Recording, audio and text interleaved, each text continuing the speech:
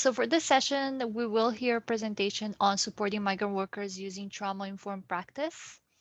And I would like to invite Larissa Maxwell from Salvation Army Illuminate, who will be presenting on incorporating trauma-informed practice into frontline work and support services for migrant workers. Next slide, please. Larissa Maxwell is the Director for Anti-Human Trafficking Program at the Salvation Army British Columbia Division and has over 15 years working specifically with survivors of human trafficking and exploitation. She leads 5 national anti-human trafficking programs, including the Salvation Army Deborah's Gate, a high security rehabilitation program for survivors of labor and sex trafficking, which has been operating since 2009. She has an extensive experience as an instructor, keynote speaker, and international advocate. Larissa is also a professional artist and leads art therapy with survivors in each of the anti-human trafficking programs. She was the first recipient of the Canadian Department of Justice Excellence in Victim Service Awards in 2017, and she is featured in the labor trafficking documentary Hidden in Plain Sight: Labor Trafficking, Farm Workers, and Migrant Workers in Canada. So welcome, Larissa, and I will pass it over to you right now. Great. Hello, everyone. I'm really excited to share this session with you. I put this together just for this group. Looking at the list, most of you I know in person. We have joint projects or initiatives or referrals together. I will also mention that we have been one of the funded agencies that is running a particular program that's for trafficked and exploited migrant workers.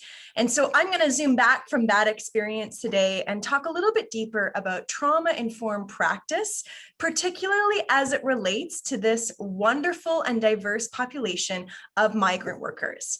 So as mentioned in my bio, I do actually come from a registered clinical therapy background. We have about an hour or a little bit less than an hour, and I'm going to leave some time for questions, but I'm going to try to give you as much as I can in the time frame that we have. But I will give a caveat that true trauma-informed practice training is between 4 to 8 hours at minimum, but I'm going to give you a good head start. So let's dive right in. So who am I and where do I come from? I have the privilege of being a divisional and a territorial director in the Salvation Army, and I focus specifically on anti-human trafficking work.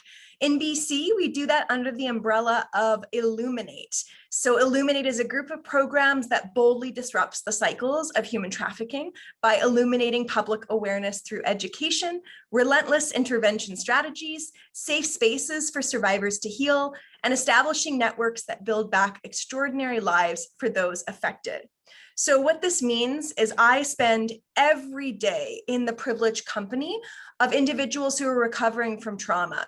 Some are recovering from type 1 or simple trauma, and some are recovering from really complex trauma. And so this is a reality that I'm very familiar with, but some of you on this call, you may or may not be familiar. I know some of you are employers, come as union representatives, and some of you are working in direct services. So I hope to have something for each of you today.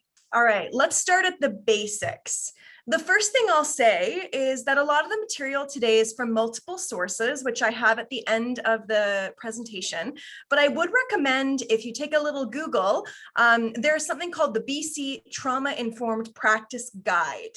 A lot of the materials that I'm sharing today are from that guide, and I would highly recommend it.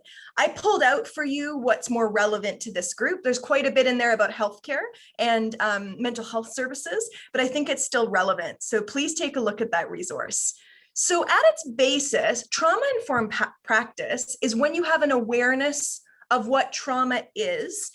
You use a strengths-based approach in supporting those who are experiencing trauma. We educate our teams and our workplaces, and we increase safety and support connection to services for those who are experiencing or have experienced trauma. This comes through intentional building of safety, of trust, of choice and agency, and collaboration with those that we serve. It also means that we discuss the connections. We're aware there's a connection between trauma and other dynamics, such as substance misuse. We identify trauma symptoms, and this is one of the biggest keys of trauma-informed practice, In days of old, someone who would present with trauma symptoms would be treated quite poorly and considered and stigmatized in a lot of ways because the behaviors sometimes are difficult to understand. But when we understand trauma symptoms, it doesn't seem as confusing or challenging. And in fact, it doesn't seem as chaotic, and it doesn't create such a fear response in those of us that are supporting someone who is in complex trauma. So today you're in the right place. We also want to offer support and strategies for those that are walking through and healing from trauma. So let's start with step one. What's the easiest place that we could start? Step one, that is, what is trauma itself? We use this word a lot. I'm traumatized. They're going through trauma. It was traumatic. I've been triggered. We hear a lot of that. Let's get to the basics of it. It is a Greek word originally, and it means to wound or to pierce. The simplest way to understand it is it's the lasting emotional and sometimes psychological and physical response that results from living through a distressing event. So trauma doesn't come from nowhere. It doesn't happen by accident. It happens because of a distressing event or even a distressing season in our life. It's also less about that traumatic event, and it's more about the long-lasting interpersonal effects. The interesting thing is that trauma is personal. What traumatizes one person may not traumatize another. In fact, we've seen people live through very similar distressing circumstances, and some have had a long-lasting trauma response, and some had no trauma response at all. In terms of what it looks like and how many people would have had an experience of trauma, there's actually limited research when it comes to migrant workers in Canada. I'd like to encourage that we as a group do that research. But when we look at Canadians, those that are privileged to have permanent residency or status here, over 76% of Canadians report some form of trauma exposure over their lifetime. So as I'm teaching this today, this is not just about migrant workers. You might feel or see your own experience. And again, that's okay and that's normal. The essence of trauma is not the events, but it's often the aloneness that we feel within those events. Only when our embodied brains have enough interpersonal support are we able to digest painful events. So what this means is with appropriate support, we can digest, we are resilient, we can handle distress. But when we do not have that level of interpersonal support, we will see a traumatic response develop. So why does it occur? Well, it's a physiological adaptation. So the first thing I want to say is that if someone is experiencing trauma, it's actually a healthy thing. It means that their body and their embodied brain is actually trying to process what's happened. It's not just shut down. And so often what happens is a response that creates inside the individual a state of dysregulation. We don't feel like we're in this nice, safe window of tolerance. And I'm going to talk about that in a moment and what that is. So symptoms will show up in a lot of ways. They can show up emotionally, they can show up spiritually, physically, psychologically. We've even seen it show up in a cultural level. So age is also a really important factor of when trauma occurs and how you will experience it. So we'll talk about that as well. So there's many different kinds of trauma. I don't have the time today to go into all of them, but I want to give you the basics just to give you a sense. What's typically called type 1 or acute trauma is when there's been a single incident of trauma, one time. There's a single exposure to injury and harm. That's a very serious trauma in and of itself. It can be, but it's one time. It's not a repeated experience. And most often type 1, if that's how someone would be diagnosed, it's happened in adulthood. What is type 2? Well, type 2 is considered chronic, where there has been multiple traumas and repeated exposure to injury and harm. This is where someone has had multiple distressing events and multiple traumatic responses over a decent period of time. Usually they're also different distressing events. It's not just the same one.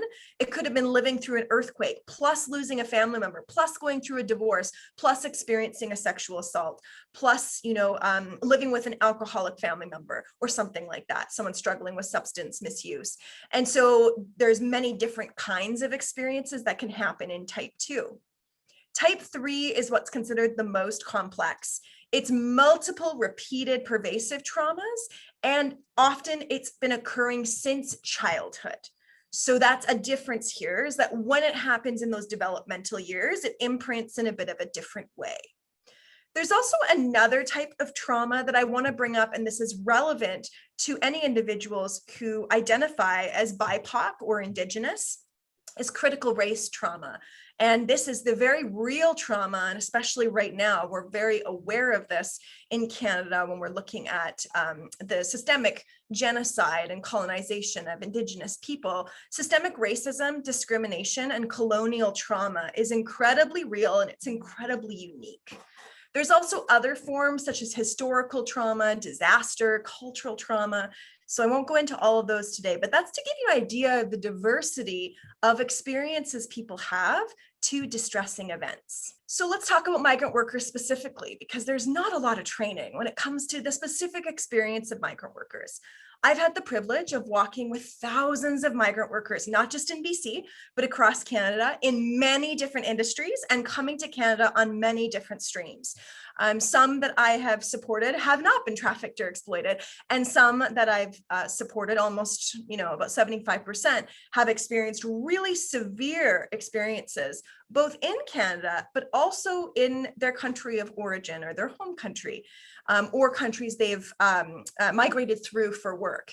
So here's a few examples of the types of distressing experiences that we've seen result in trauma for migrant workers. So for those who, before they've even come to Canada, depending on the community, the background that they've come from, we've supported individuals who've experienced female genital mutilation or tribal markings, tribal sexual exploitation, natural disasters, poverty, crime, organized crime, gangs, genocide, childhood abuse, forced marriages, and the discrimination of LGBTQ2SAI+ individuals.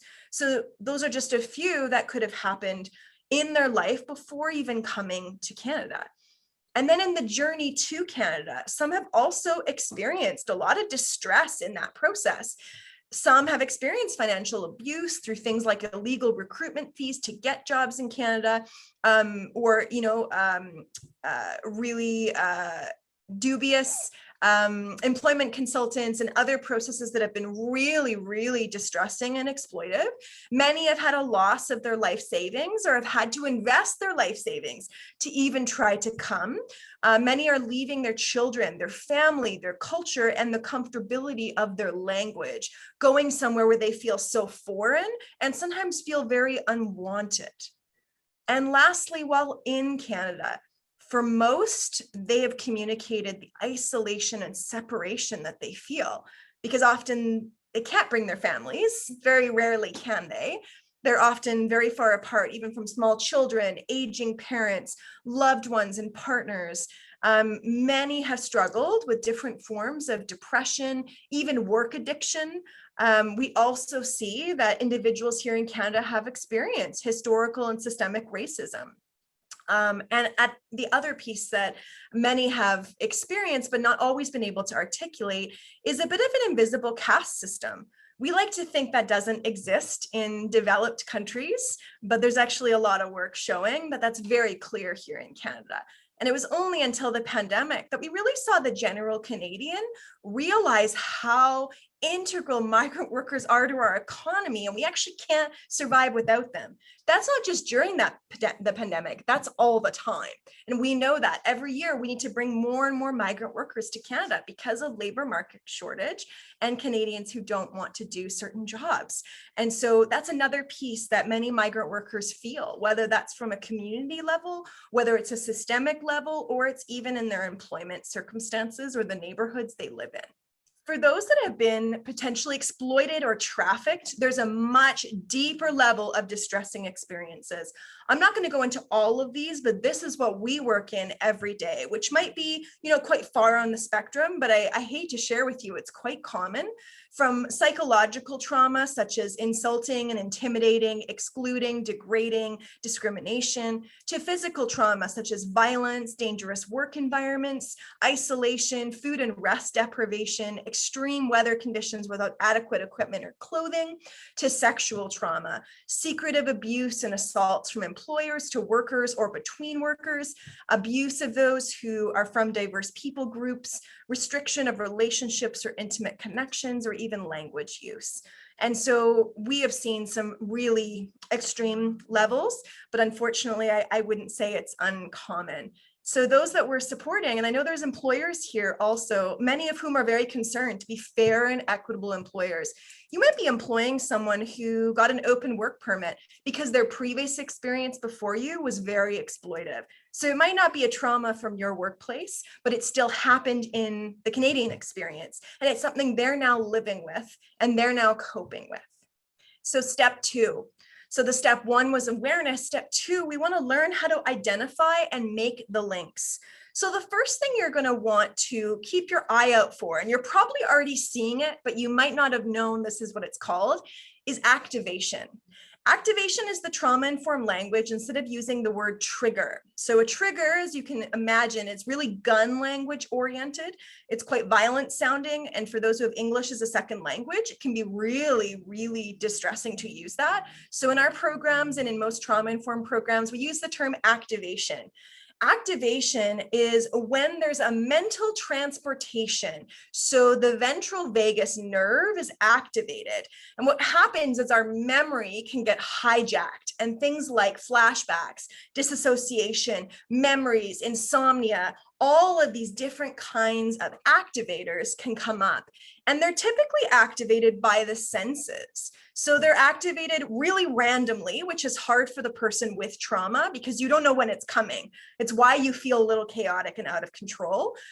So usually it can happen through sight. So something you see or a people or place, something that you hear or smell, something that you touch or taste. It can also be things like anniversaries. And we'll talk about that, especially anniversaries of distressing events. So one thing to know why activation happens is that trauma is really unique. Trauma stores in the right side of our brain, not the left side. And so brain scans for those who have been diagnosed with PTSD has shown a much higher activity in the right back region of the brain. And the right side of the brain is the creative side where we experience really vivid creativity, big picture, emotions, dreams, imagination, analog, music, art. It's where things are really alive for us. And so sights and smells and sounds. It's also a very nonverbal place. It's a very creative place. And so what happens is sometimes our approaches in supporting someone with trauma is very left brain. Let's talk about it. Let's organize it. Let's categorize it. Let's give resources. And I will be honest, we haven't seen that to be very effective. You can have those things in place, but the more trauma experiences someone has, the more they're going to need what's called a somatic experience, which is more focused on the feeling and engagement versus verbal approaches. So that's why sometimes, for example, clinical registered counseling may not always be the best option if it's just talk therapy. We've actually seen individuals who experience trauma deeply enjoy art therapy, play therapy, equine therapy, light, sound therapy. So again, those that don't require you to have to talk through the narrative. So common activators for the traumatic experiences for migrant workers, we've seen a host of them, and you might know a larger list based on who you're working with. But often it's the anniversaries of loss or distress or events, missed family events, being away from home, cultural holiday seasons, not being able to observe those here in Canada. We've seen even just sensitivity to sudden changes and noises in organizations. Staffing changes is really distressing for somebody with trauma experiences because they're often anchoring to safe people. So when those safe people move, it's really difficult. It's also really difficult when you're working through trauma to observe other people's trauma. That's why they often say if you're going to go into social work or helping professions, you have to make sure to do the work on yourself first, because otherwise trauma transfers and engages with other people, and it can be really difficult. There can be an aversion to authority, especially if authority had a place in the traumatic experience, even healthy authority figures. So many migrant workers struggle to look me in the eye and call me by my first name because they know my title, they know my role, and there's a deference they feel, but that deference comes from experiences in the past where they've not been held in equality. Lastly, there's experiences that can activate or trigger. So things like age or place in life comparison to other people. And a big one that comes up for migrant workers is comparing the rights and status of others to their rights and status. So being able to see other people walking around, choosing whatever job in whatever field, having the freedom to, engage in the Canadian civic system in a way migrant workers are not permitted to do. And so there's something about that that can also be really challenging and activating.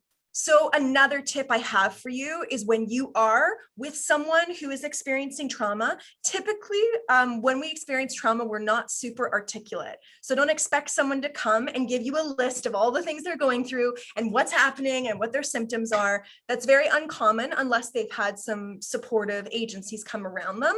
And in general in life, most of us try to skate by trauma. We try to forget that things activate us and just move on. One of the most helpful pieces is to build an emotional vocabulary. So sometimes when we're in distress, we really only categorize our emotions in 3 things. I'm angry, like I'm sad, I'm despondent or apathetic, but there's a huge range of emotions. And sometimes even just bringing out an emotion visual can be really helpful. So for example, sadness and grief are not the same thing. Most people who've experienced trauma as a result of a loss, so a death or a loss of an opportunity or a loss of relationship, typically they're experiencing grief, and grief has a really different cycle than sadness does. And so that can be really helpful to also determining what that person needs. Expanded emotional vocabularies really support emotional intelligence, growth, and self-knowledge. When we can say, you're right, I'm actually not sad, I'm experiencing grief, and grief is okay. And that's a normal response to what's happened. That's my heart and my mind and my body trying to process. So when would the experience of trauma go into the realm of PTSD or post-traumatic stress disorder?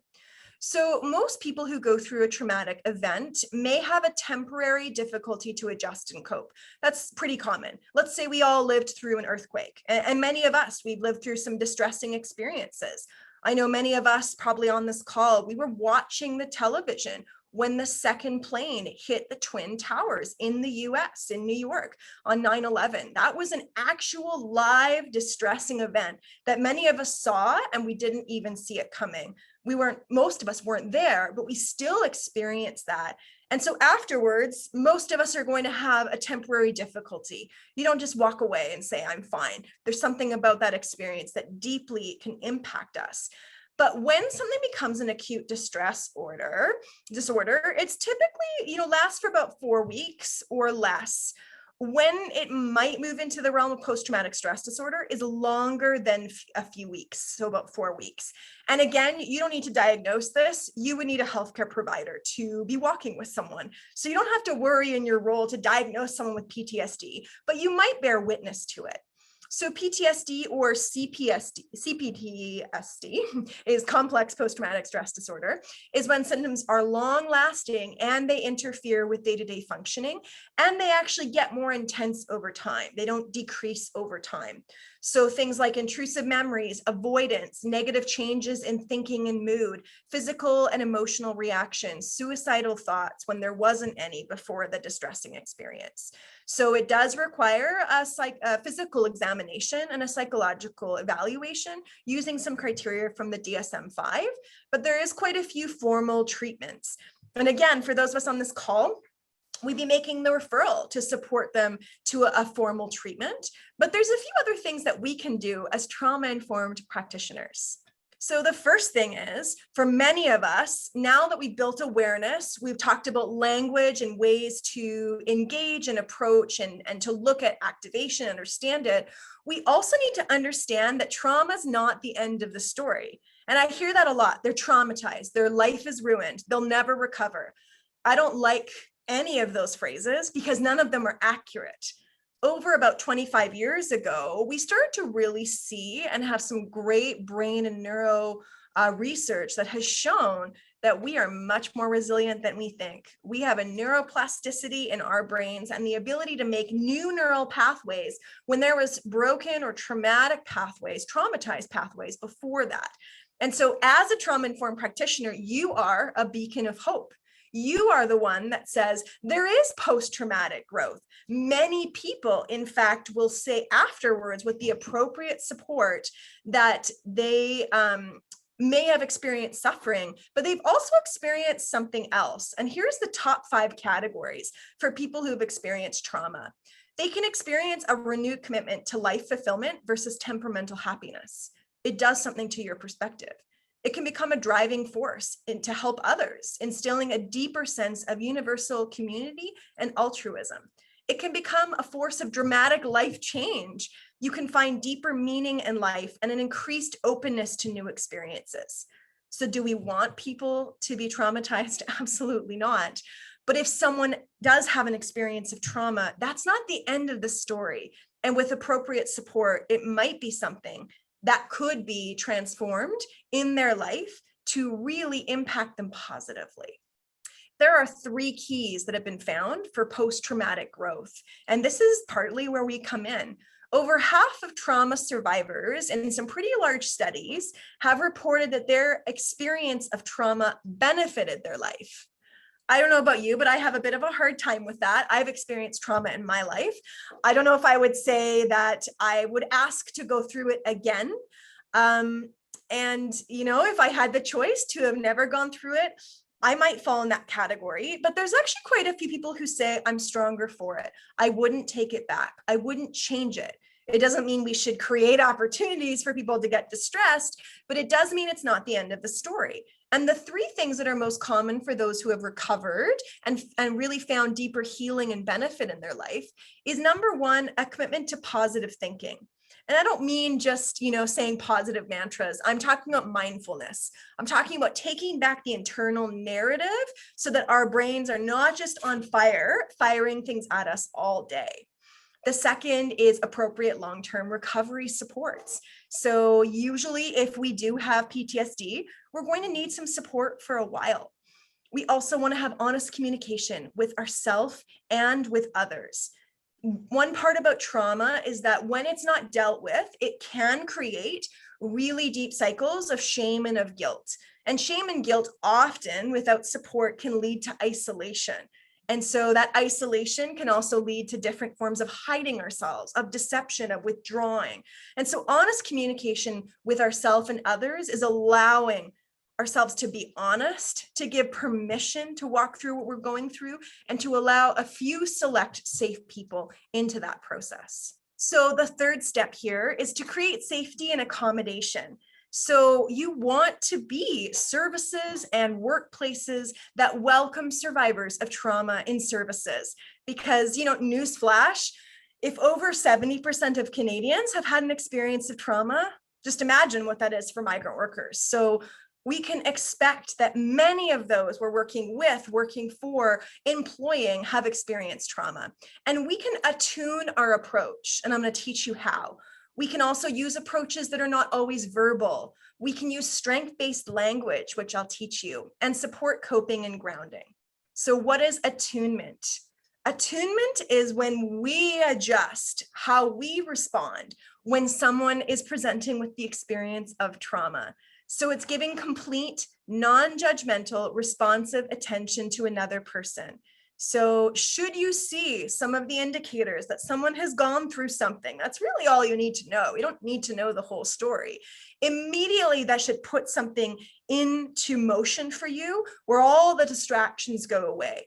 Give that person your quality time. Turn off your notifications and your phone, and don't be distracted by whatever's going on here or who's at your door. Give them that moment and that quiet space.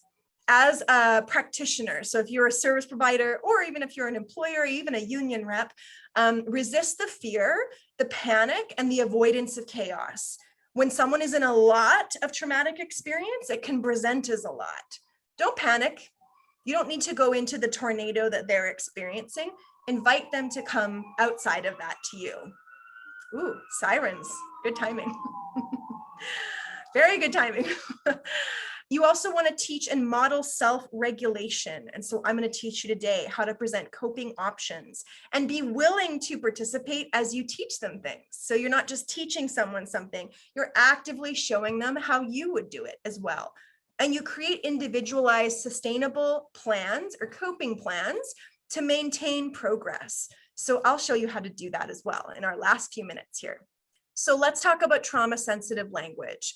I want to challenge you to move from deficit language to strengths-based language. So deficit language is a little bit more directive, a little more you need to. It's a little bit colonial as well. I've got the solution. You need to listen to me. And instead move to a strength-based language, which identifies that they are a strong and resilient person with agency and choice. So let's use language like I invite you to. So for example, I run a trauma-informed yoga group in some of my programs for survivors. And we always say, I invite you to come into this next pose when or if you're comfortable. And if you're not, that's okay. And giving people that option or space.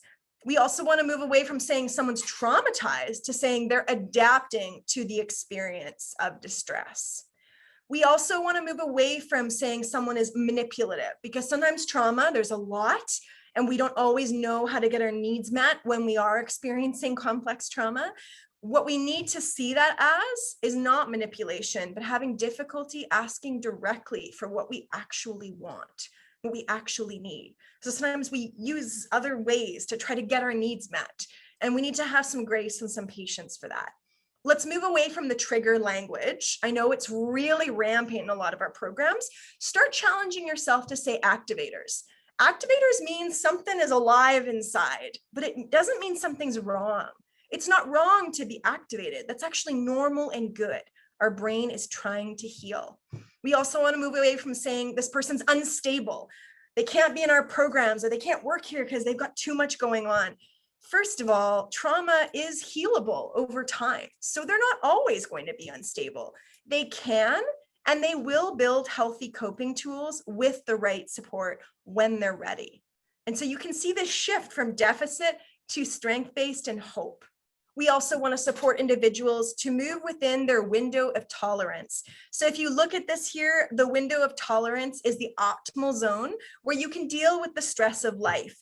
But when we have experiences of trauma, it creates a bit of a fragmentation of our window of tolerance. So sometimes what it does is causes us to not be able to cope with normal day-to-day experiences, or even distressing experiences like the bus didn't come and I'm late for work. So sometimes it can cause hyperarousal. So we're excessively activated. We have a fight, flight, or freeze response happening, or it can go into hypoarousal, which is the lower end where we freeze, we become emotionally quite flat, we lack energy, we kind of get stuck. So we want to support individuals to build back their window of tolerance. And we do that in a few ways. So we start with grounding. What is grounding? Some of you are familiar with this and some of you aren't, but it's a set of strategies to detach from complex pain and help connect in the present moment. So instead of kind of walking to the future or walking to the past, it brings you back into the moment, and hopefully in that moment you're safe. So it's a safe place for you to anchor. It helps you to detach from repeatedly re-experiencing pain to reconnect with the present moment and gain control. Because when you're experiencing trauma, you as a person, I can say this from experience, you feel out of control and it really doesn't feel good. And so grounding is meant to help that person gain back control, not us as the supporters. We're training the brain to form new pathways, and we're using the body as a resource. Our body can help us to heal, but we need to give it the right tools. We also want to look at coping. So grounding or exercises that we're going to do, coping is kind of a way in which we learn how to do that. So it means that we help build calm and connection, compassion and competence, clarity and courage. So one of the things I want to point out to you is that I actually put up in the chat for all of you some of my favorite resources for coping and grounding plans. So I actually gave you 3 different ones. The first one's the most complex, probably the most clinical. So if you're an employer, I don't think you'd use that one. But if you are a service provider, it would be appropriate. And as you go down the list, the one at the very end really just gives you a nice, simple list of coping and grounding tools that you could integrate when you're supporting someone. We've also seen workplaces integrate coping and grounding as part of their practice. And I'll end today with showing you how to do that. But when we help someone create a coping plan, it should have 3 levels. So coping plan is not just deep breathing. Like that to me is very insufficient. Coping plans are actually complex because they help someone rebuild a new normal. So there should be elements of enjoyment where we'll actually feel goodness in the world. So if all your coping skills are just deep breathing and lighting candles and meditating, you need to be able to get outside or be around people that you love or watch a movie or engage in a hobby that you love. We also want to have self-care. So this is activities of daily living like exercise and sleep and diet. And lastly, we want to look at self-sustainability. So this is where we reflect on what's working well. We want to celebrate our victories and our milestones. And we want to create some interdependent challenges that we can actually overcome. So coping and grounding is not meant to keep you in the same place. It's actually meant to challenge you. So if you feel challenged in either teaching someone a coping and grounding plan and collaborating with them on that, or if you're practicing one yourself, you're in the right place. If you're feeling challenged, that's where growth can happen.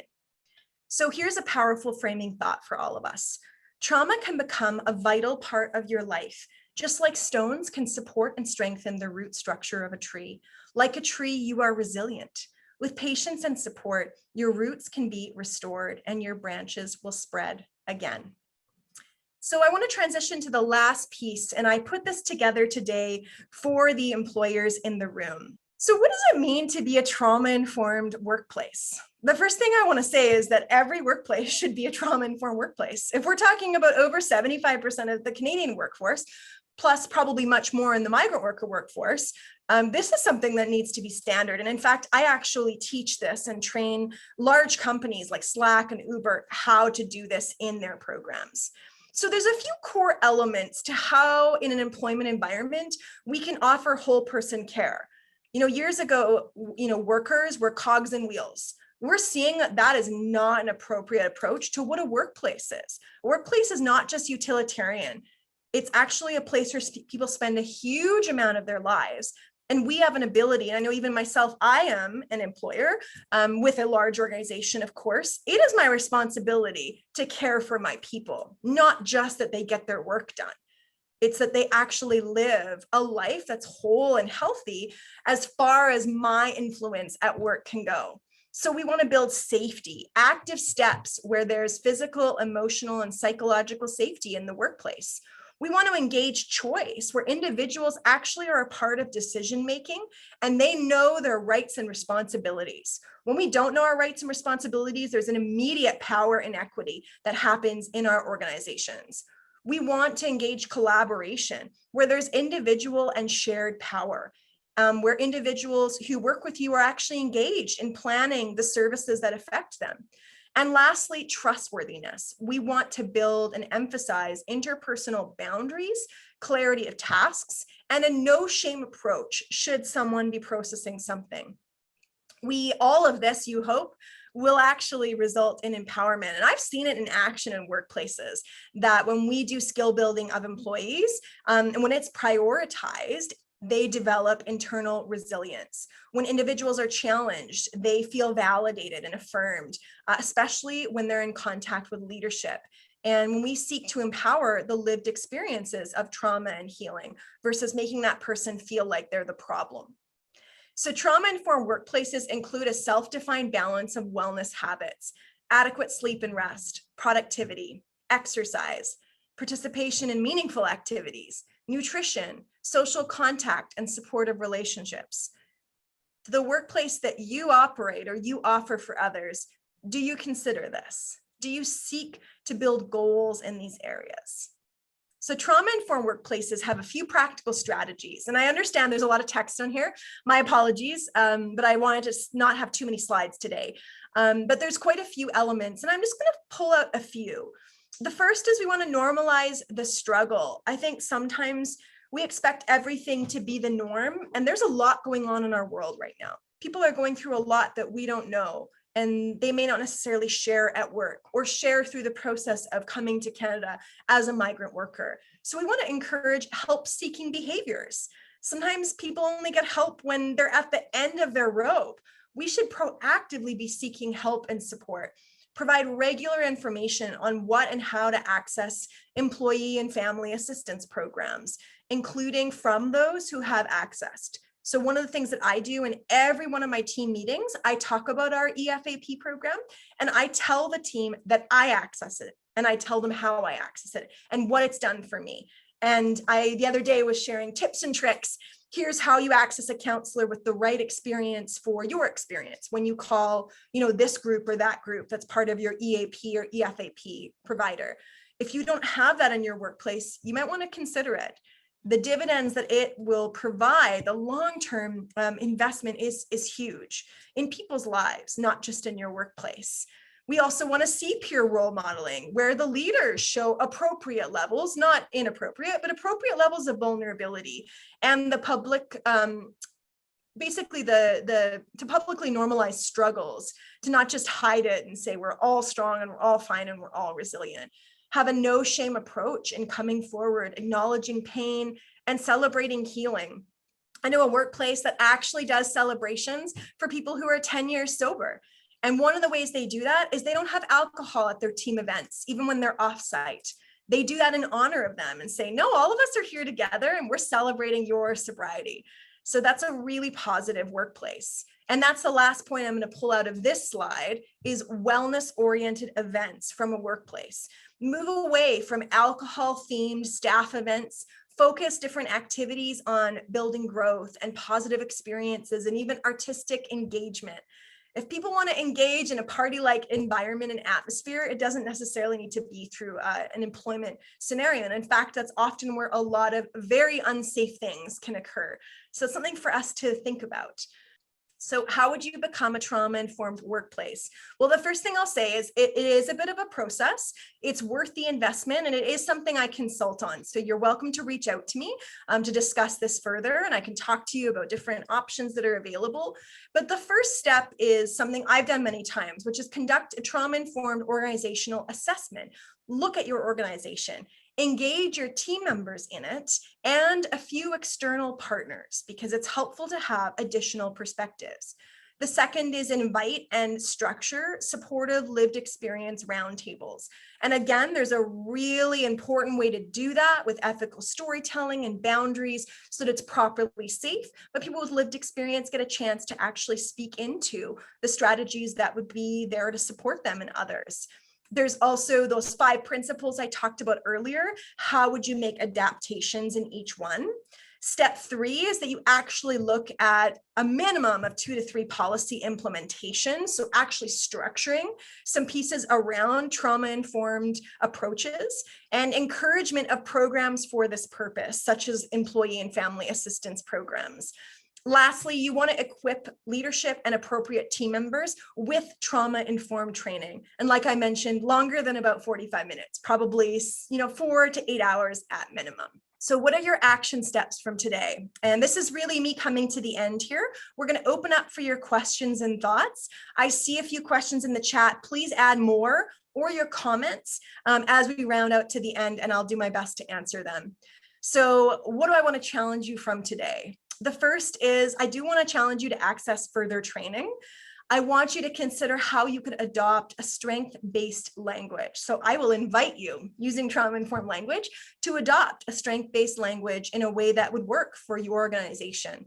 I want to encourage you to bolster support options such as employee and family assistance programs, counseling, coping and grounding tools, including the plans that I put up in the chat for you. Normalize trauma and proactive mental health support.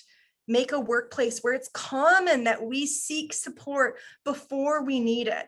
And for migrant workers that you're supporting, acknowledge that many of them have had an experience of trauma, and they also might come from a country, a culture, or a background where we don't talk about it, where there isn't even terminology or language. I'll never forget supporting a Philippine migrant worker. She's an incredible human being. And I let her know that we could support her to meet a trauma-informed counselor. And she looked at me so strange. And I had a Tagalog interpreter. So I was saying, can you make sure to explain counseling? And her response back was, counseling where I'm from is for people that are psychotic. Why would you recommend that to me? And so I had to explain to her, oh, in Canada, I think it's something different. And I explained, what does it look like? And why would you do it? And who else does it? And then she was like, oh, I understand that. That's actually like something else that I've experienced. And so again, just recognizing the cultural norms might be really different. So offering support to someone might require some exploration. And I would really encourage, if English is not their first language, to ensure you have appropriate translation. I also want to challenge you to see trauma as an opportunity for transformation and growth, not a life sentence. So just because somebody has experienced trauma, that's not the end for them. There are some people who've experienced trauma who then experience suicidality and many other things, but with appropriate support, we can intervene. So let's be those people, and let's adopt a trauma-informed workplace approach. So I do have a list there of some of the references for today, but I do want to thank you for having me for this special training. This group, all of you are very special to me, and I'm so honored by the work that you do. For most of you, I've seen it firsthand, and you've made a huge difference in the lives of migrant workers, including our government supporters, funders, and sponsors who have been also heading up some of these initiatives. We're thankful to you.